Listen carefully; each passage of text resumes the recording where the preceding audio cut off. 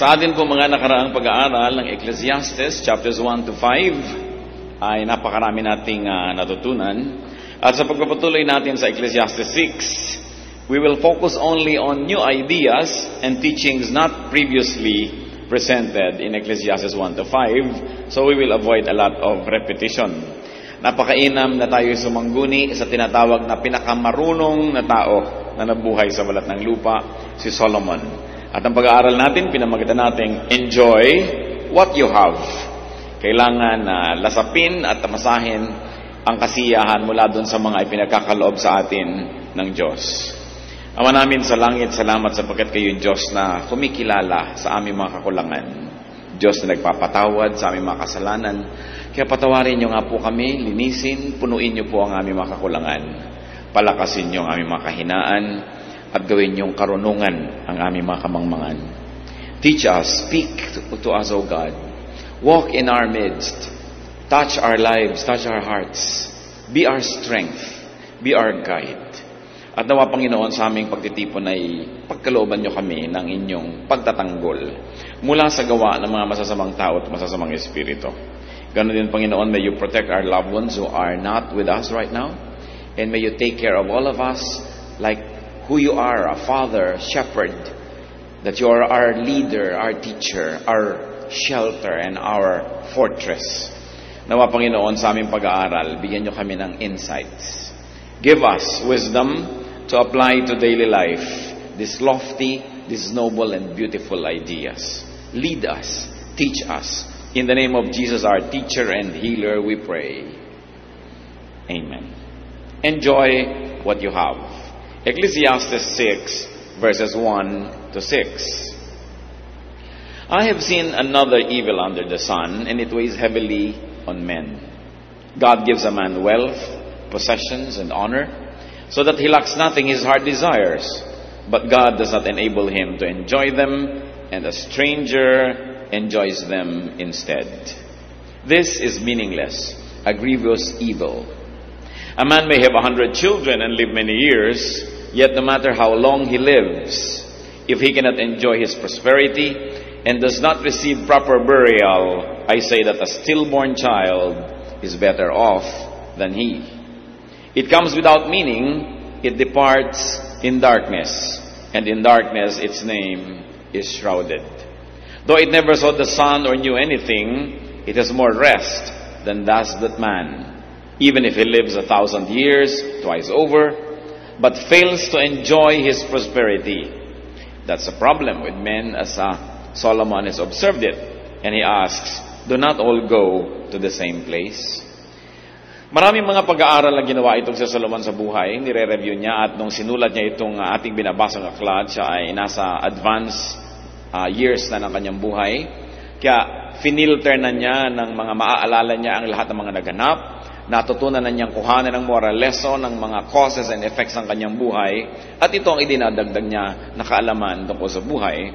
It's not the having, but the enjoyment of what one has that counts.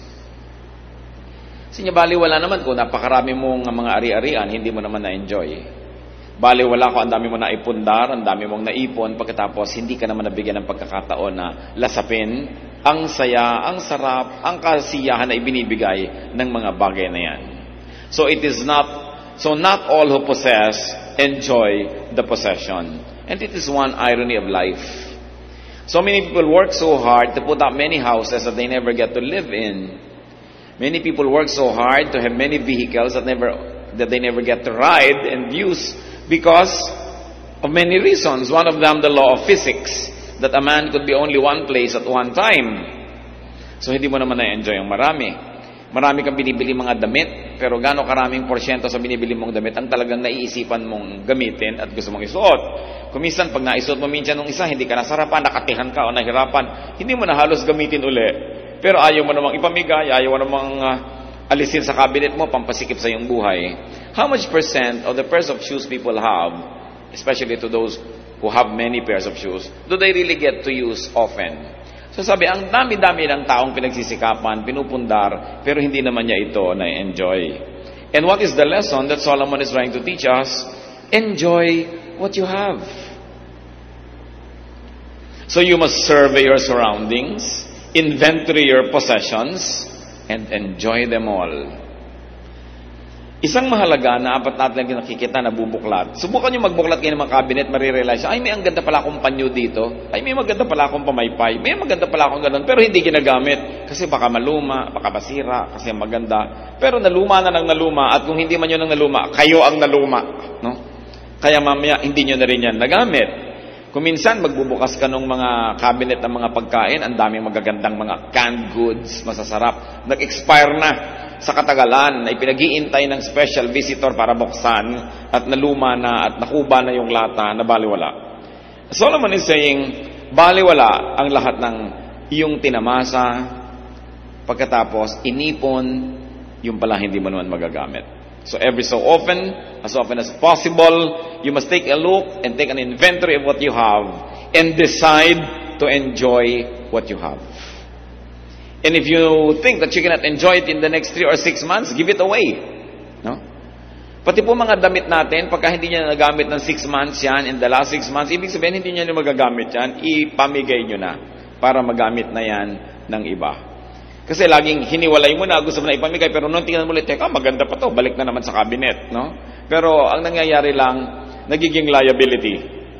Do not be obsessed with conservation. Do not be obsessed with preservation. Na baka pag ginamit natin ang sofa, masira. Baka pag ginamit natin yung magandang tea set, mabasag. Baka pag ginamit natin yung magagandang baso, mabasag yung isa, hindi na sila pares-pares. Kasi kung nabasag, kung nasira, naluma, sa paggamit, sulit yon. Pero kahit bagong-bagot ang ganda-ganda, naghihingalo ka na, namatay ka na, hindi mo nagamit, yun ang baliwala. Yun ang sayang. And many people don't want to use precious and beautiful things for fear of losing them. Alam niyo yung kasabihan, something's lost and something's gained in living every day. So kung meron kayo isang magandang bagay at ginamit nyo at saka gagamit nyo, nawala tuloy, ganun talaga buhay. Talagang may nawawala, may dumadating, may umaalis. Pero hindi nga nawawala dahil naka-estante, naka-cabinet, naka-lock. It's as good as wala. Kasi hindi natin nagamit. Ang dami mga tao, ang dami nilang Bibles. Pagkaraw naming Bible, pero isa lang naman ang ginagamit nila, you give it away so that people will have good use for your Bibles. Except if you're a scholar and you're always wanting to refer to different versions, but give them away. Ang dami nating gamit, kahit tayo tinatawag na mahirap o hindi tayo mayaman, ang dami pa rin nakatago. Ang gagandang mga panyo, mga bordado, hindi na nagagamit kahit kailan. Yung pala hahawakan niya pagka siya'y nakaburol. Ay, ang ganda ng panyo ng patay. So, gamitin. Do not be obsessed with fear of breaking things. Ganun talaga. Things get broken. Parang natatakot ka palang mabalian, so hindi ka na nag-sports. Natatakot ka palang malunod, so hindi ka na lumangoy o nag-swimming. Natatakot kang bumangga yung sasakyan, so hindi ka na umaalis ng bahay. Dapat ang tao na bubuhay siya ng buong buhay, ginagawa niya lahat ng pwede niyang gawin para makaiwas siya sa mga sakuna at ipinapasa Diyos na niya yung resulta nun. But go on living. Because life is short. As we have been told that life is 70 years. And if one was very healthy, probably 80. Pero hanggang doon pa rin yun, maiksi yun, kaya hindi dapat sinasayang ang mga sandali. Karamihan, itinuturo sa mga pulpit na tulad nito, sa mga religious gathering, na lagi na lang magtiis ka, magtipid ka, pero hindi yun ang nakikita natin talaga itinuturo sa Biblia. Lalo ni Solomon. Because God likes us to have a full life. Life is a gift from God. It is not a problem to be solved. It is a gift to be enjoyed. And a very high level of spirituality is to find the maximum enjoyment in life that God has pre-designed and God has preordained for His people to enjoy. Hindi naman tayo nilikha ng Diyos para parusahan o torturen. Nilikha niya tayo para lasapin natin ang kanyang kabutihan at ang lahat ng kagandahan ng kanyang loob. Of course, things will wear out, things will depreciate, things will fade and tarnish, even disintegrate. But if that happens, well, you are deriving enjoyment and satisfaction from those things, then they would have served their purpose. Basta gamit ang gamit, sulit. Pero kung hindi nagagamit, baliwala. Bibili ng pagkaganda-gandang sofa, tatakpan ng plastic, at nakaupo sila lahat sa mga bangko, nakaupo sa tabo, sa lata, sa lalagyan ng floor wax, no? Dahil ayaw gamitin ang sofa. Meron ang ganda-gandang kusina, tapos nandun sa dirty kitchen gumagawa. Ano, sasambahin mo, sabi, good morning, kusina. Ayaw kitang galawin. No? Gagawa ng mga magagandang mga ilaw, tapos ayaw pasindihan. Bakit pa? No? So, kailangan ang tao nagpapasalamat sa Diyos. At isang paraan ng pagpapasalamat is to enjoy what God gives us. Parang kayo, pag nagregalo kayo sa isang tao, ang gusto niyong makita, ginagamit niya yon. Hindi itinatago lang niya sa estante. Ako mayroong isang tao na tuwing Pasko nireregaluhan ko noon, ngayon tinigilan ko na kasi hindi ko nakikita ang ginagamit. Nakalak lahat sa cabinet. Sayang lang. Baliwala. Sumusulit lang yan pag ginagamit. At kung nasira, nawala, habang iniingatan mo naman ang nangyari yon, hindi, get on with life.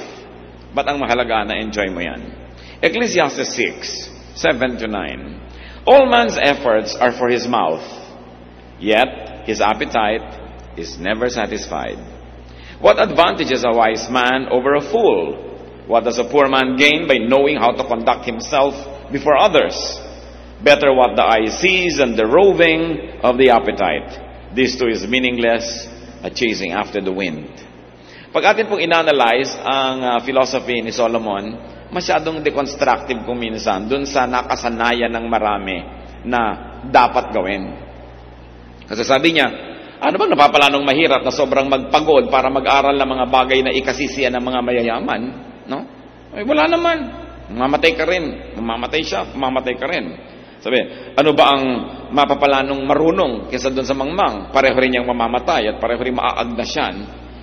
Now, let us not take these things very, very literally. Hindi niya sinasabing baliwala na mag-aral ka ng manners o i-refine mo yung mga paraan ng pamumuhay. Hindi niya sinasabing baliwala yung matuto ka kasi siya nga nag-aral din ng nag-aral. Ang ibig lang niyang sabihin, don't be too serious about these things. Natuto ka, hindi gamitin mo. Hindi ka natututo, don't despair. May buhay ka pa rin at tuloy pa rin ang iyong buhay at kapareho ka lang ng mga marurunong, pareho lang kayong buhay at pareho rin kayong mamamatay. It is very liberating to learn from Solomon. Not to take ourselves too seriously, not to take every detail of life too seriously, and then to make the most out of every event in life. So ano itinuturo dito ni Solomon sa verses 7-9? Enjoy only what you have and do not covet what you do not have. Sabi niya, better what the eye sees than the roving of the appetite. Mabuti yung hawak mo na kaysa sa yung inaasam mo na malayo. So sabi niya, kung anong meron ka, yun ang iyong enjoyin. Marami pong tao miserable, hindi masaya, hindi kontento. Kasi kung ano yung meron sila, hindi yun ang kanilang ine-enjoy. At kung ano yung wala, yun ang inaasam. Hindi na magtutugma kahit kailan yung supply at demand. At lagi na lang siyang, laging parang kulang. Parang sabi ni Percy Bysshe Shelley, isang Ingles na makata, we look before and after. We don't look at the now. We look before and after and pine for what is not. Ang hinahanap ay yung wala. Ang gusto ay yung hindi pwedeng mangyari. Kaya lagi na lang kulang at kulang. Mga kapatid, anong ibig sabihin? To enjoy what you have. And not to covet what you do not have. It can mean misery. It can mean happiness. Kung naintindihan natin ang ibig sabihin nun. Lahat ng tao, meron po tayong pag-aari. Meron tayong atin. Meron tayong sariling bahay. Kung hindi man nire-rent mong bahay, o kaya nakikitira ka, di arkinin mo sa iyong puso na ito yung bahay ko. Pero kung ang laging isipin mo yung bahay ng iba, hindi ka nasasaya. Ang bawat tao may trabaho, may profesyon, may ginagawa. Kung ang lagi mong kinakaingitan yung ginagawa ng iba, ano lang mangyayari sa buhay mo? Lahat tayo may kakayahan, may talento. Lahat naman tayo may ilong. May tao ba namang walang ilong? Pero laging ilong ng may ilong ang kinakaingitan mo at gusto mo maging korte ng ilong mo ang ilong niya, hindi ka talaga sasaya. Ang sinasabi ni Solomon, ayan ka, maraming binigay sa iyo ang Diyos. May mata ka, may ilong ka, may kamay ka, may kulay ka, ayan ang kutis mo. Ba't laging gusto mong maiba yan? Kaya lagi ka nalang laging kulang, kaya lagi ka nalang hindi masaya. Desiring this man's art or that man's scope, with what I most enjoy, contented least. Sabi naman ni Shakespeare, lagi na lang gusto ko yung kaya niya, yung ginagawa niya, yung talento niya. Kaya tuloy nagsisikap ang tao. At sabi ni Solomon, napakaraming pagsisikap ng tao dahil lang sa inggit sa kapwa. Kaya lang naman aral lang aral, hindi naman dahil gustong matuto, dahil gusto niya mas mataas yung grade niya kaysa sa kanyang classmate. Kaya naman palaki ng bahay, hindi naman dahil kailangan, kasi nakikipag-compete pala siya sa laki ng bahay sa barangay nila, o kaya sa mga kapatid niya, o sa mga pinsan niya. Sabi niya, so much of what man does is born out of envy. Kaya nakikipag-compete, no? Tama na sana yung kanyang waistline, pinapaliit pa, kasi nakikipag-contest pala siya sa isang mas maliit naman yung baywang. Hindi ka natitigil dahil sabi nga sa Desiderata, there will always be the greater and the lesser person than yourself. So what is important is for you to be at peace with yourself. Ito yung height ko, ito. Ito yung weight ko. What I'll do is I'll do my best so that I'll be healthy, pero kung talagang doon na lang, ito ako. Ito yung kulay ko, ito yung buhok ko. Kaya napakaraming tao nakakalbo, sa dami na nang inilagay ng mga asupre sa ulo para mag-straight ang hair. No? Kung kulot ka ba, di kulot, marami ka pang mahuhuling insekto. Bakit laging kailangang iba? No? And because of the evils of advertising that forever makes you unhappy with yourself, forever making you covet what other people are and what they have, then people end up being unhappy. So do not covet what you do not have. Ecclesiastes 6:10 to 11. What exists has already been named, and what man is has been known. No man can contend with the one who is stronger than he. At sino yung nire-refer dyan as stronger? Ang Diyos. The more the words, the less the meaning. And how does that profit anyone? So what is Solomon trying to say? That life has been pre-designed. Huwag ka na makipagtalo na may gravity. Meron talaga. No? Di ba ang laging ginagawa ng mga beauty products? Defy gravity. No? Paano ka magwawagi? Ay talaga namang may gravity. No? Lagi na lamang na yung araw ginagawa mong gabi, yung gabi ginagawa mong araw, wala nang tugma. Laging lihis. Sabi, huwag ka na lang makipag-contest dun sa nakatakda na. Mag-adjust ka na lang, sasaya ka pa. It is pointless to argue with God. Meron pang, bakit ba ako naging Pilipino? Sana dapat ako Eskimo. Pilipino ka nga, kahit mag-isay ka dyan, mapapalitan mo ba yung katotohanan na yun? So, magpakabuting Pilipino ka na. Maraming, bakit ba ako pinanganak na mahirap? Mapapalitan mo pa ba yung araw ng iyong kapanganakan at ang iyong sitwasyon? So, gusto mo palang umasenso, paasensohin mo lang sarili mo. Pero huwag mo nang sisihin ang iyong mga magulang, sisihin mong lumaki ka sa isang pulo, sa isang probinsya, kasi ganito, kasi ganyan. Sabi ni Solomon, walang mangyayari. Nakatakda na yan. Mag-adjust ka na lang, sasaya ka pa. So, it is pointless to complain about life. Dahil sabi niya, how can you fight somebody who is strong? Meaning God. If God in His infinite wisdom has so ordained that this is going to be like this, then let it be. Samantalang hindi naman naniniwala ang inyong lingkod na bawat detalye ng buhay natin ay nakaguhit na, nakasulat at nakatakda, na para na lang isang script na babasahin, pero may general framework ang buhay na talagang nakatakda at hindi na yun naiiba pa. Yung mga detalye na lang, how you deal with it.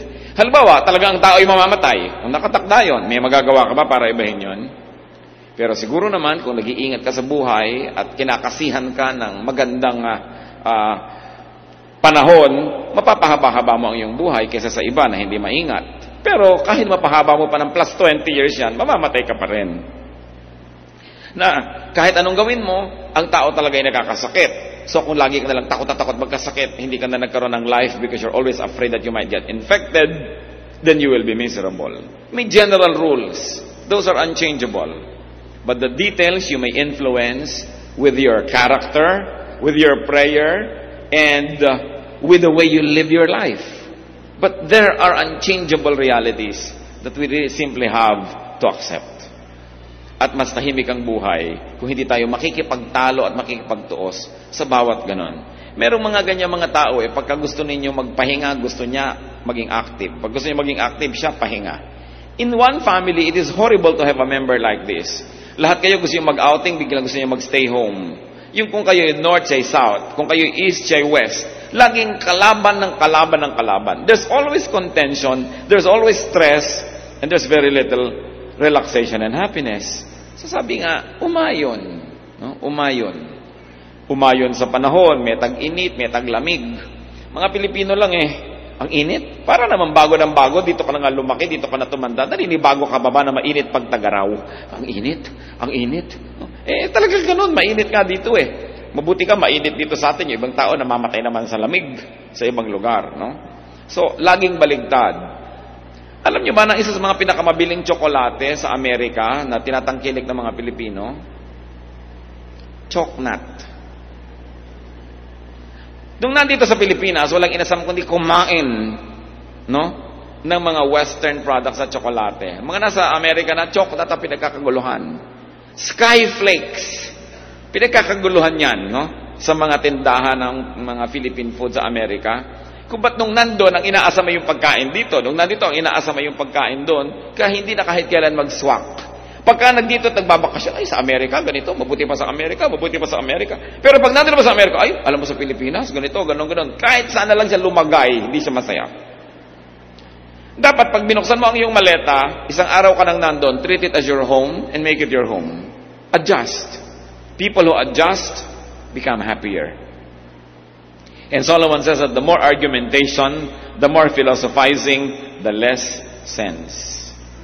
So the silence of the wise is more enriching than the speech of fools. Binanggit niya yan. The foolish are always talking. They're always complaining. Silence is a speech. Kaya even the silence of God can be the answer to our prayers. It's already the answer. Silence. Pagka tayo may mga tinatanong, hindi sumasagot. Huy, sumagot ka. Silence is the answer. No? Nagte-text ka sa tao, hindi ka sinasagot. Ba't di ka sumasagot? Gusto mo sabihin, yung hindi ko pag-text sa'yo, yun ang sagot ko. Ayoko makipag-text sa'yo. Yun ang sagot. Hindi mo ba kayang maintindihan yung silence? When yet Solomon is saying, people are always talking, and fools are always displaying their ignorance by talking a lot. And especially when you talk against life. When you talk against who you are. Tayo mga Pilipino, mahilig pababain ang sarili natin. Laging talking against Filipino-ness, against our culture, against our country. So anong nangyayari? May nasasolve ba tayo? Wala din. Dahil may kapangyarihan po yung spoken word. It is very mysterious, but usually what you always say, begin to happen. Kaya kung ano yung gusto natin mangyari, yun ang sabihin mo. Kung gusto mong yung anak mo ay sumipag, laging, ang sipag ng batang ito. Masipag yan. Ang sipag yan. Hindi lang sabihin, batang yan tamad. Lalong nagkakanatamad-tamad. No? Pagka sinabi mo, mahirap kasundo yung biyanan ko, ang hirap talaga. Ako, mahirap maugali niyan. Lalong lumalala. Isang hiwaga yan na dapat nating sigurong arukin at pag-aralan. The power of the spoken word. Sa bagay, hindi naman katakataka. Kasi ang Diyos nga sinabi niya, let there be light. Nagkakalight. No? Let this happen. Nangyayari. We were created in God's image. So, mahirap bang ma-connect na may kapangyarihan ng ating salita? So, talk positive. No? Instead, negative. Because what we say have a mysterious way of becoming real in our lives. Then, verse 12 of Ecclesiastes 6. For who knows what is good for a man in life? During the few and meaningless days he passes through life, through like a shadow, who can tell him what will happen under the sun after he is gone? Itinatanong ni Solomon, sino nga bang nakakaalam kung ano ang mabuti para sa tao? Sino ang makakapagsabi kung ano ang mabuti para sa kanyang kapwa? Dito sa maiksing buhay na ito, na napakarami namang walang kahulugan. Meron bang makapagsasabi kung ano ang naghihintay na bukas sa atin? Kung ano ang mangyayari sa hinaharap? So what is Solomon trying to say here? That no one really knows the mystery of life. No one. No one really knows the dynamics of man, how to live, and what is good for others and for himself. So anong i-apply natin dyan? Talagang kani-kanyang aral, kani-kanyang trial and error ang buhay.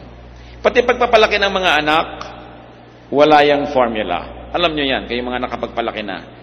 May pinalaki kayong anak sa higpit. Hindi nag-work. Meron naman kayong pinalaki sa luwag. Hindi rin nag-work. May pinalaki ka sa layaw. May pinalaki ka sa tipid. Wala kang makitang rule how to raise children. Why? Kasi kahit pare-pareho ang policy mo sa iba't ibang mong anak, iba-iba ugali niyan. O kaya iba-ibahin mo naman yung policy mo, iba-iba pa rin yung ugali nila, hindi mo na mahanap. Kaya meron, huy, bakit ang luwag-luwag mo? Nasubukan ko na yung mga panganay ko, ang higpit ko, ayan ang mga nangyari. Hindi rin nag-click. Sinasabi ni Solomon, walang nakakaalam niyan. At ano ang application sa ating buhay, mga kapatid?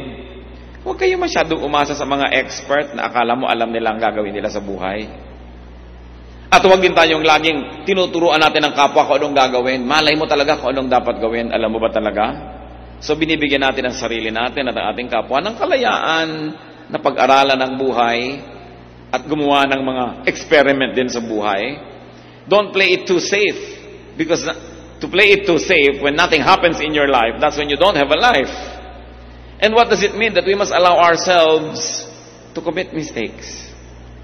And that we must allow people around us to commit mistakes. Because nobody really knows what to do. Hindi talaga natin alam ang buhay. Kaya sinasabi ni Solomon, just relax and enjoy life. Don't be too serious. Gusto mo lagi kang maging top, maging honor, hindi ka na lagi mag-enjoy niyan. O may mga grading period, may mga time na hindi ka honor, di wag. Ngayon, kung kaya mong lagi maging honor without stealing happiness from your own self and without making other people miserable, then it's all right. You don't always have to be number one. And brothers and sisters, if you can, whenever you can, be wise. Don't be number one. Yan ang isa sa mga pinakamahihirap na mga pasanin sa buhay, that you are number one. Una, mahirap maging number one. Pangalawa, ang hirap i-maintain ang pagiging number one. Wala ka nang gagawin kundi i-maintain yan. Look at many students, ng mga honor students, they are robbed of their childhood. Lagi na lang isinusubsub ng nanay sa pag-aaral, mag-aral. Hindi na naging bata kahit kailan. Hindi na nakapag-enjoy na maging bata. Kasi may obsession. Kung obsession ng magulang, yung anak niya laging malinis, hindi na nag-enjoy ang bata. Parang manika na nasa eskaparate. You know, a child must be clean enough to be healthy, but dirty enough to be happy. No? Parang bahay din. A house must be clean enough to be healthy, but dirty enough to be happy. Kasi kung minsan parang ospital na yung bahay mo, ang higpit pala nung misis na nakatira doon, no? Pati yung asawa, pagka humiga sa kama, nalukot. Tumayo ka, nalukot. Ayusin muna natin. You know, nilalayasan ng asawa yung mga ganon. There must be a little carelessness, a little, relaxation for life to be nice. Merong mga tao nakahiga na lang at lahat may makikita pang kaprasong palito sa sahig, babangon pa para linisin. Sobrang obsessed. Pero, you don't only make yourself a slave, but you make everybody else around you miserable, especially when they do not share your enthusiasm and they are compelled to dance to your music. Kaya dapat din natin ginagawang goal yung madali tayong makasama, yung masarap tayong kasama, no? Hindi yung napakahirap kang kasama, lahat para nakatungtong sa dulo ng sibat, kailangan mag-balance ka, lahat ng gagawin mo den numero, so hirap na hirap ang iyong kasama. Let others enjoy their lives. Why? Because Solomon said, nobody knows how to live life. So don't pretend that you know, and don't pretend that you can impose on others how to live.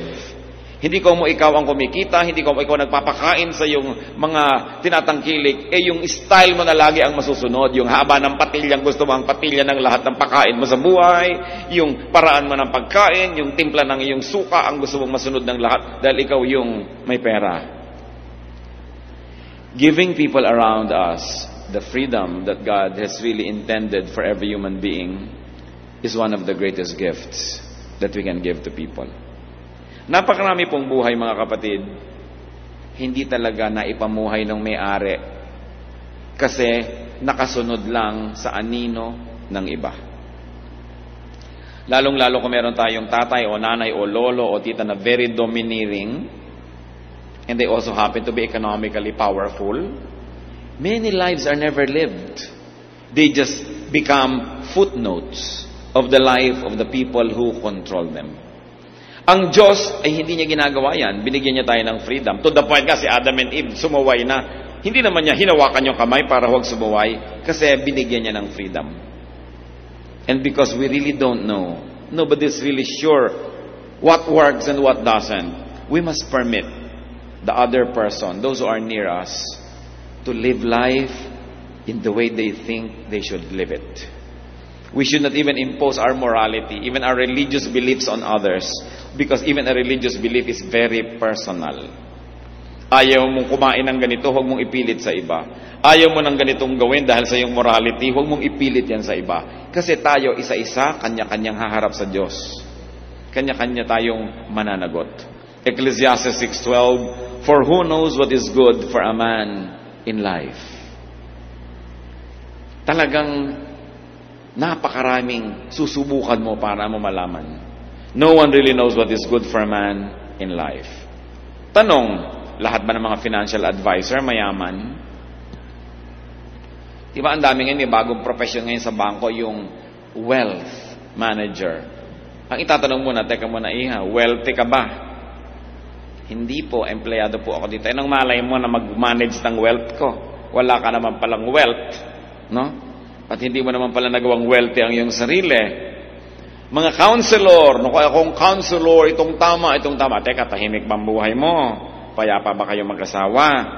No? Tahimik ba ang iyong pamilya? Tapos counsel ka ng counsel dyan. So, do all counselors enjoy a peaceful life?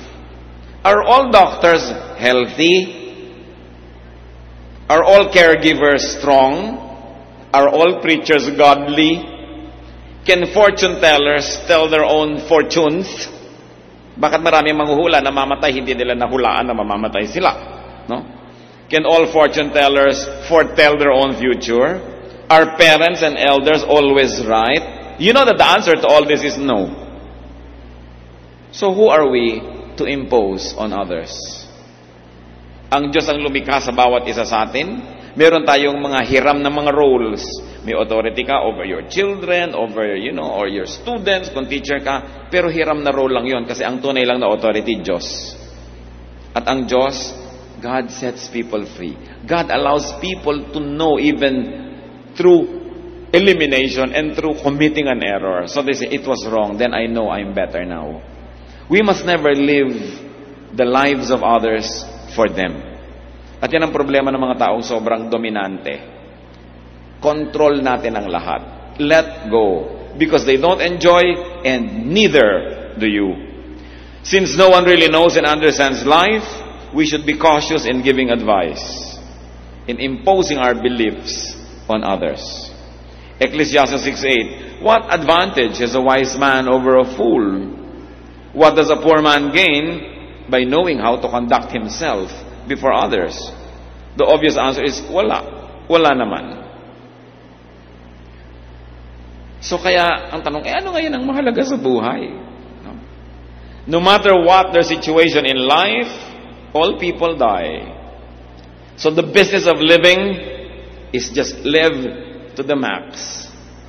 Live life to the fullest within what your today allows you. As we have always said, today is cold cash. Tomorrow is only a promissory note. You don't know kung funded yan. You don't know if it will be good. So don't fail to enjoy today. Live your life and let others live theirs. Die when you have to die, but live while you're alive. Habang kaya nyo maglakad na kayo kasi hindi naman laging kaya nyo yan eh. No? Ang dami ko nang nakita mga turista sa iba't ibang panig ng mundo. Pagkatatanda na talagang halos gumapang na lang sa 3 hakbang, halos hindi na maka-enjoy, noon pa nila naisipang mag-tour. Because one of the ironies of life is, retirement money nila yon, hindi naman ibibigay sa kanila habang malakas pa sila. So you see, yung mga biro ng buhay, kung kailan ka nabigyan ng pera, yung hindi ka na makakagalaw, so, dapat minamaximize natin habang tayo may lakas, habang tayo may kabataan na lalalabi sa ating katawan, i-maximize yun na yung pwedeng gawin. Because you are not sure if your strength will stretch together with your years. Kaya sayang yung hindi ko pa ito nagawa noon, hindi ko pa nagawa. That's why we counsel young people not to marry very early.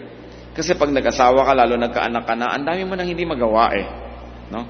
Na dapat sana, doon sa edad mo na yun, nagagawa mo pa. Kaya nasisira kung napakaaga kung minsan ang nagiging mga pag-aasawa, lalo't wala namang maraming pera. live while you are alive.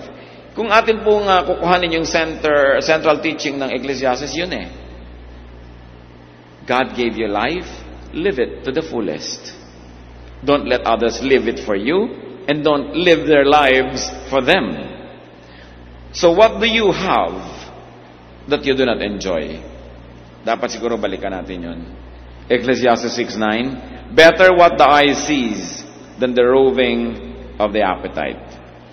Mas mabuti pa yung nasa sayo kahit konti kesa yung malaki pero hindi naman sayo at inaasam mo lang. Ang ibig sabihin nitong si Solomon. Mag-review tayo mga kapatid. Anong meron kayo na hindi nyo na-enjoy?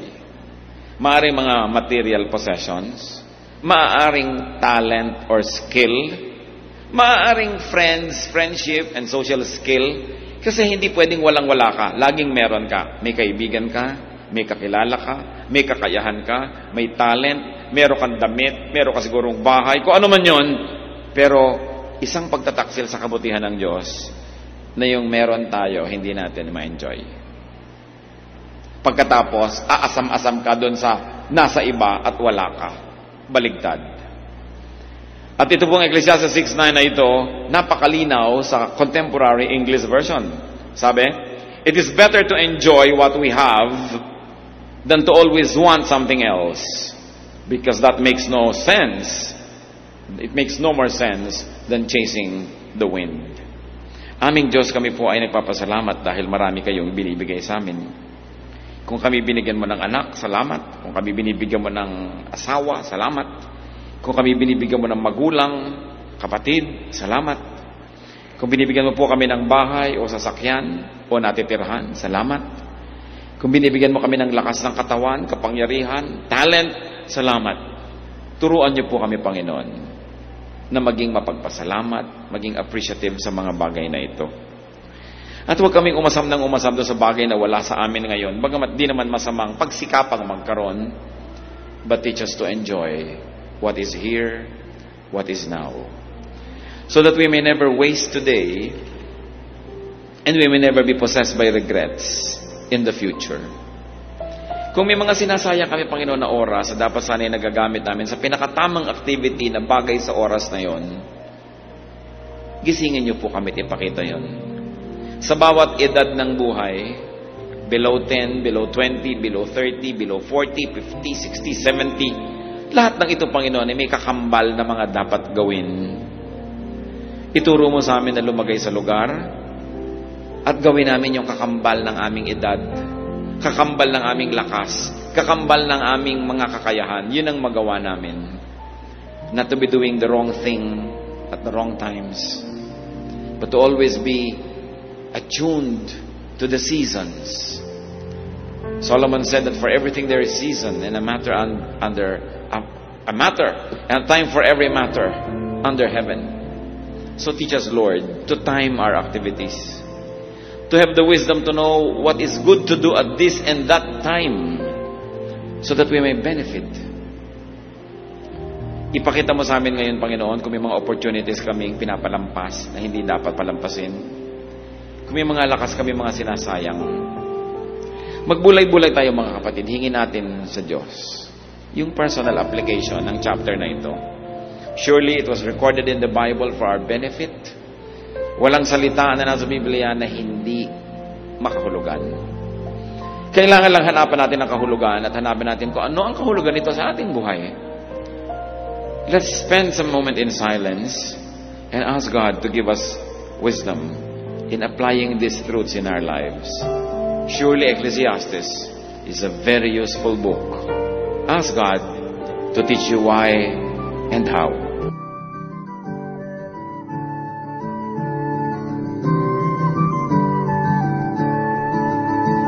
Ang katatapos pong mensahe ni Pastor Ed Lapiz ay pinamagatang